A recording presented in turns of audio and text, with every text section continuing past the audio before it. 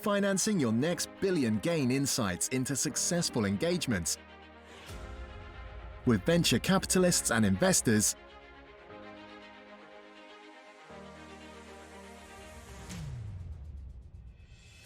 Get ahead of industry trends, hear from industry leaders, influencers, founders, policymakers, and governments.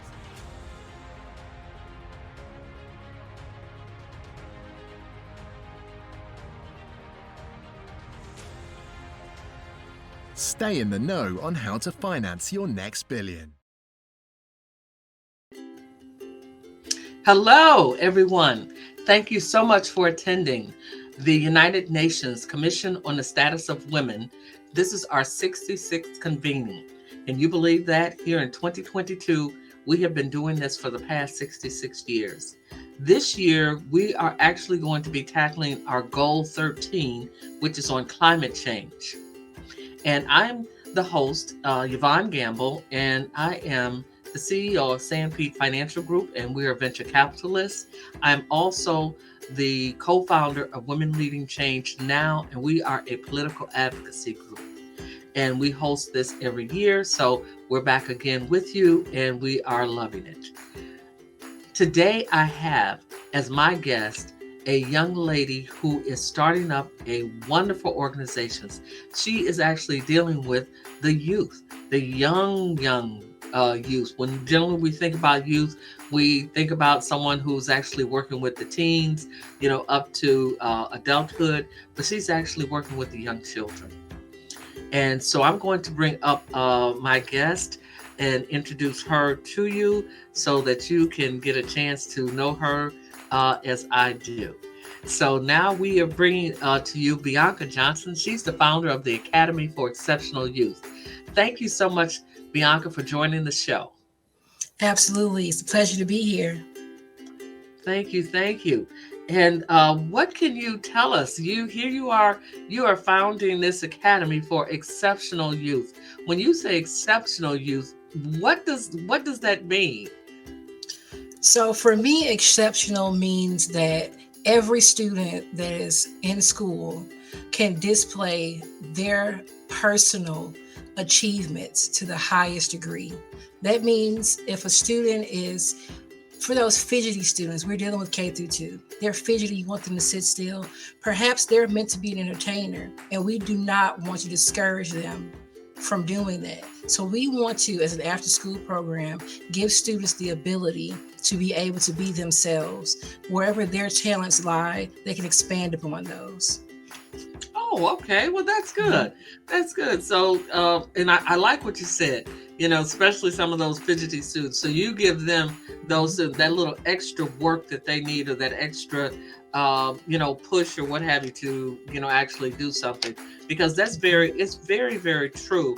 And what we're noticing, and I'm pretty sure yourself, as an educator, what you have noticed, and that is we have given our children information overload and sensory overload.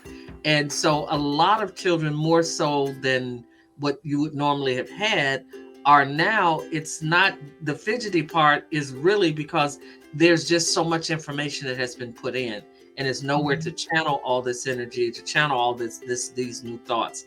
And so it sounds like your academy does that. So can you tell the audience some of the things that you actually do with the children?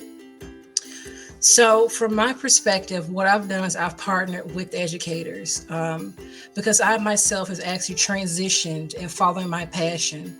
I was a technical research and development technician, and now I'm dealing with education. So what I've done is partner with educators who are actually seeing what's happening with our students and the information that they are receiving. And what we do is we take that and we allow them to expand upon the subject matter that they do not understand. And we also get them to tell us what makes them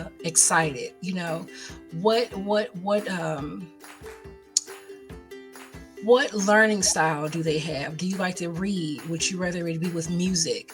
And we take that information and then we say, okay, let's come up with a curriculum for this one student or for what this group of students that are within the same learning style, and have them expand upon the curriculum that they're learning in school. We take that and then we relay it to an actual real world career. So as earlier I was speaking about how we can actually take the students that are more fidgety and they may have an information overload. Well, we can say, well, do you like comedy? Do you like to sing? Well, sing us a song on how, let's just say, for instance, climate change, how it can affect you.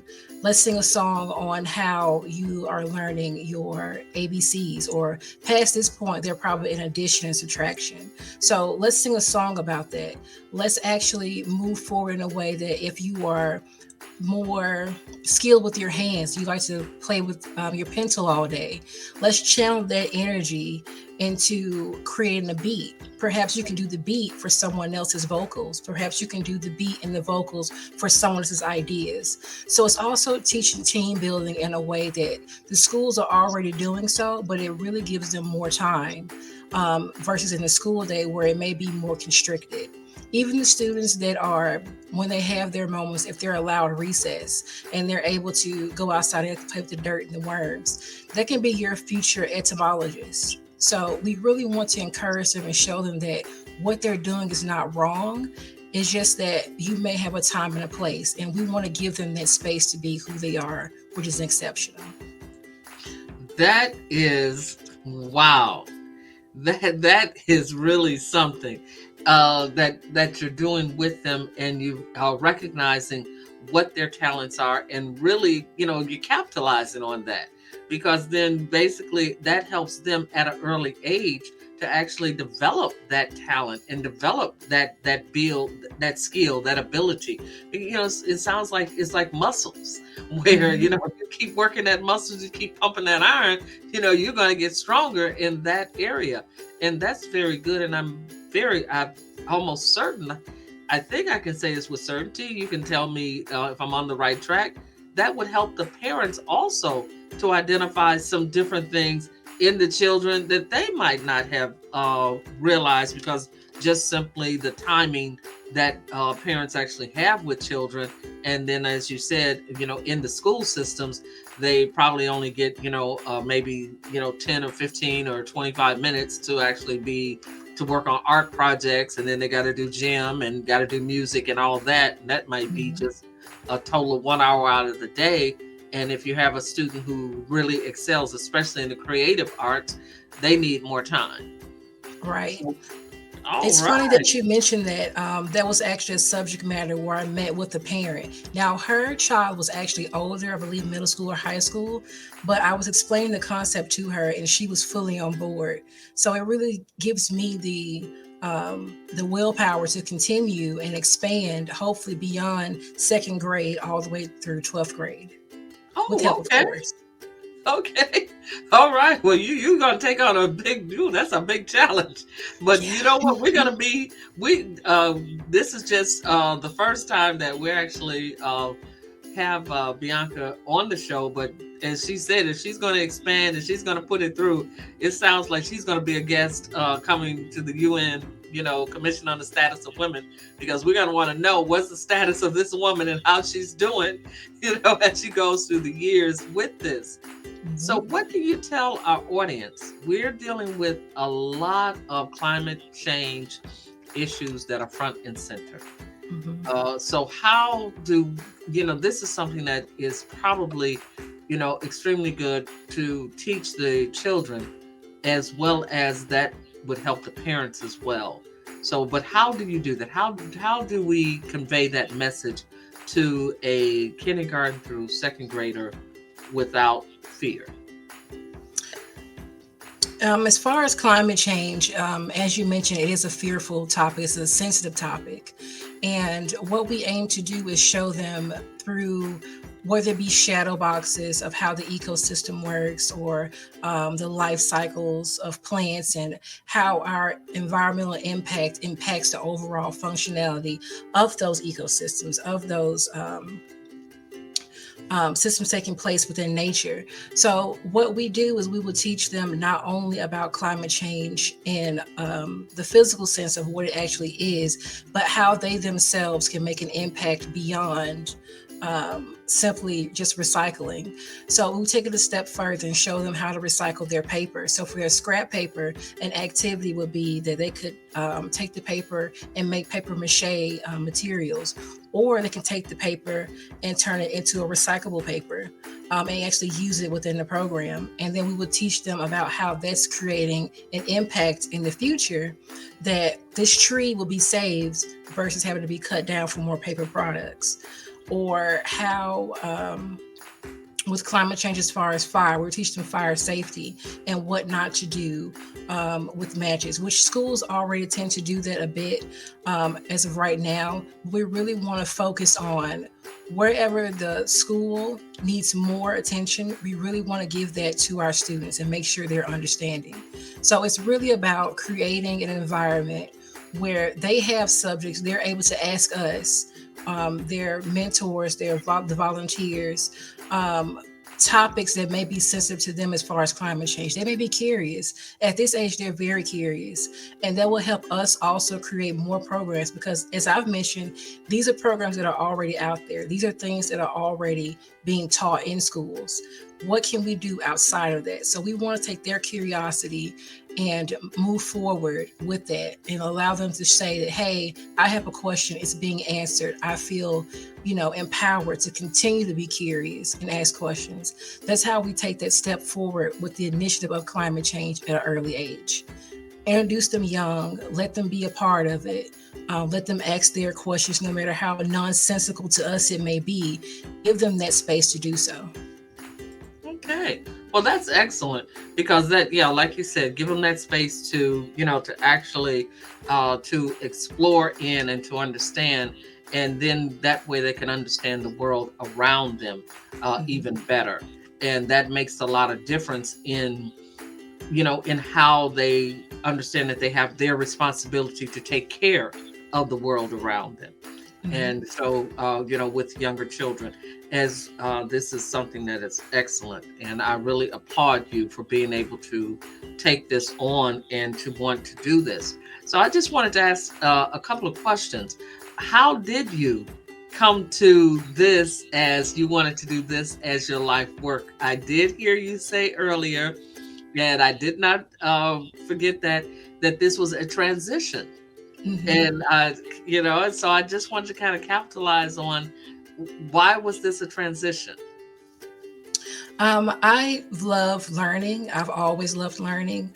And being in the field of research and development, I was actually able to transition because my degree area is in biology. And I actually worked for a material science company, and that's more along the chemistry field. So I was able to use the skill sets that I had and knew my learning styles to be able to transition and use those skills that I learned while obtaining my degree and apply it to a completely different field. Very similar, but different. So I was able to learn as I went along. And along with that, when I was younger, I remember the conversation as if it was yesterday. And I had it there. It was with my godfather, my mother, and a high school friend. His father was also a teacher. And they were standing around the outside of the gym. And they said, I wonder what would happen if we had an after-school program here, or if we had a community center here. And that idea had stuck with me from, 2009-ish up until now. And with the pandemic, we've all heard the Great Resignation and things of that nature, but I really wanted to pursue this dream and this goal of bringing an after-school program to my town or to areas similar to my town that may need them, because they're very useful. And a lot of programs that we have, they're paid programs. So what I want to do is create an environment where it's accessible, meaning that it's financially feasible to obtain, so it's free or low cost, and we're able to provide them with the same, if not more exceptional service that you would get from a paid program. So I looked at my life, how I've gotten to the point that I've gotten to, the people that I've met along the way, and how they got to their various jobs and careers and just doing what they love in life. And I saw that it's because they knew themselves. They were able to adventure early on and have access to resources that were available to them, and they could explore who they were early on. They could get their skill sets and see what they were good at and what they weren't good at early on, versus there being, a point at your life, your adult life, you're thinking, well, what do I want to do? It's really about fostering that early on. So that's why I want to create the Academy for Exceptional Youth, so that every student can be exceptional, not just a few. Okay, I like that. Say every student can be exceptional, not just like that famed few. And yes, that's very good, and that's what we need. We need more like that, more more like you, more like Bianca, who are going to actually step forward and say, let's do this while the children are young, while the mind is young, while it is in its development stages, in its highest level of curiosity stage. Because generally by the time they're hitting the 18, 19, 20 year old range, that's the time when they're pressed in the back of their minds, I have to do something. I have to make a decision. I have to have a particular path that I'm going to go down. And many students out there, they actually find it very hard and very challenging because they don't, like you said, like Bianca said, they don't know themselves. And it takes time to really get to know, who you are and what you want to do and how you're going to do it. And if you can gain some of those skills and hone some of those abilities when you're younger, like she did, there was a passion, something was spoken into her heart, spoken into her spirit, and she kept that, and it carried her, and to the point where it just burst out. And now, she's out here and she's doing it well. So we want to make certain that we rally around this young woman. She's brought a solution, and that's what we look for when we do the United Nations Commission on the Status of Women. We want to know where women are.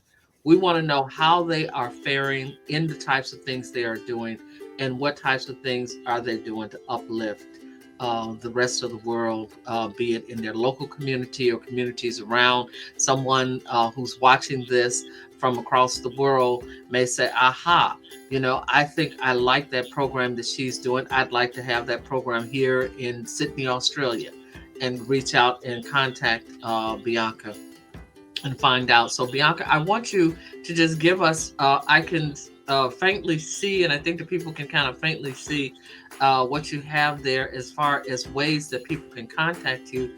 But if you could just give those to us, that would help. As parents, students, and educators, we have all felt the effects of COVID-19. It is time to fill the educational gap so that students are not falling behind, but instead are thriving and succeeding. At the Academy for Exceptional Youth, our mission is to help K-2 students that are in low-income areas succeed in their academic endeavors. We believe every student is exceptional. Sure. So on Instagram and Facebook, it is @For Exceptional Youth. You can email us at info@theacademyforexceptionalyouth.org. And the website is there as well, which is www.theacademyforexceptionalyouth.org. Okay, very good. All right. Well, excellent. Well, Bianca, did you have any last words that you want to say, or, just parting thoughts that you want to leave our audience with, regarding teaching K through second graders about climate change, or about the Academy for Exceptional Youth? Absolutely. I would like to share my experience while I have this platform to speak. This wasn't easy for me by no means at all. I've gone through illness myself. We are still in the midst of a pandemic. That has been challenging. Finding pathways to how to actually make this happen has been challenging, but I forged through. So I encourage anyone that if you have a passion for something, to not worry about the challenges. Just forge through the best way you can. If it means taking a break, take a break. This has been a long time coming for me. I've worked doing this and built this while I was working a full 9-to-5 job as essential worker, and I unfortunately had to leave due to illness, but now I'm continuing this mission, and will continue it until the job is done. So if there's anyone out there that needs some encouragement right now during this time, I would say go forward with what you have on your heart. Follow your passion, whether it's something art, whether it's something someone else doesn't see or doesn't make sense to anyone else. If it makes sense to you and it can help the world that we're in right now, or help yourself first, which is important, go for it. Go for it. Make sure your mental health is always in check. Make sure your physical health is in check. If you have the resources available to you, make sure you're seeking those out so you can get yourself healthy. That is what's very important right now. And follow whatever passion you have in your heart.